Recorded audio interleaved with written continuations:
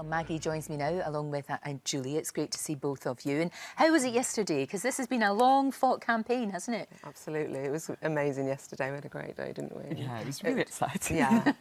It was good to bring so many people that have been involved in the campaign together in one place and to witness the amazing MP support. We got a great MP turnout and it was a positive debate, so we're absolutely delighted. So a big step has been taken, Yeah. hasn't it? A big, big one. It's such a cruel disease. I mean, to lose your husband so young, and actually his mum, I believe, had died from the same disease. That's right, yes. Kevin died in 2009 and Jean, his mum, died in 1969, so there were exactly 40 years between the two deaths. And you were saying there wasn't actually that much difference in the awareness of the disease in that 40-year time span. Yeah. I always say that the medics could offer Kevin no better a chance of survival in 2009 than they could his mum in 1969, and that's because survival rates have just not improved at all in that 40-year time. It's not right, is it? No, it's not. It really isn't. And it only gets 1% of the research funding, despite being the 5th highest cancer killer in the UK. And I know that there's a lot more to it than just the research funding, but I think there's got to be a direct correlation between lack of funding and... So when you heard that Coronation Street were doing this storyline, brilliant opportunity. Absolutely. Brilliant opportunity for to spread the word, wasn't it? That was what it was all about. Yeah. Well, we were ecstatic when we heard that Corrie were going to be running the storyline. And what we didn't know at that stage was how amazing Julie is, because she very quickly got on board with the campaign and has stuck with us right the way through. You have, Julie. I mean, you really have. You know, it's not just that you signed your name to something. You've got so involved in this. Well, when you're doing a storyline like this, what happens is you become part of a community, you know, by proxy, really. And it was an amazing thing because of social media to get people tweeting me and Facebooking me immediately as the storyline unfolded and telling me their own stories. And that was a massive privilege.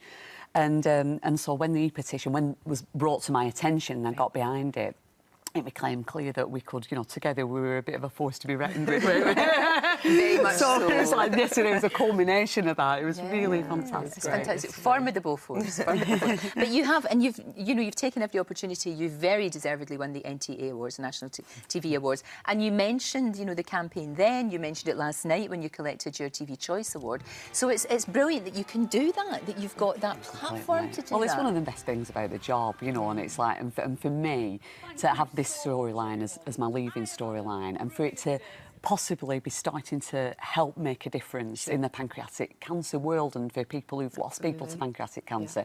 I mean, it's such a cliche to say it's a privilege, but it really is.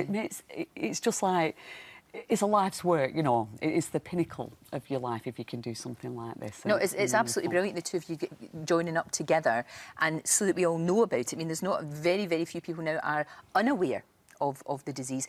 Where do we go next? This is a big step, but what happens now? Yeah, well, we obviously had a great debate yesterday and some positive pointers came out of it, so we will follow up on those pointers. And we all know it's a long-haul job. It's not going to be a quick fix, but there's an amazing bunch of people that we've met on social media that are working alongside us on this, who sadly have all experienced the devastation that pancreatic cancer can bring. And so we will just keep doing whatever opportunities come our way to raise the profile.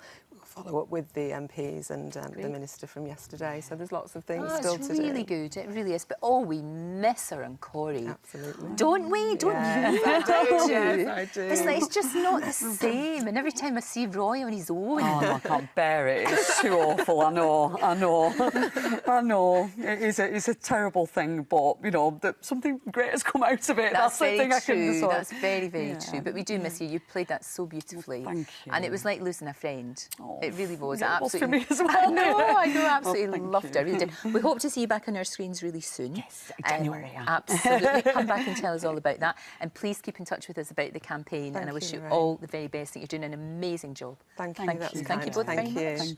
Right.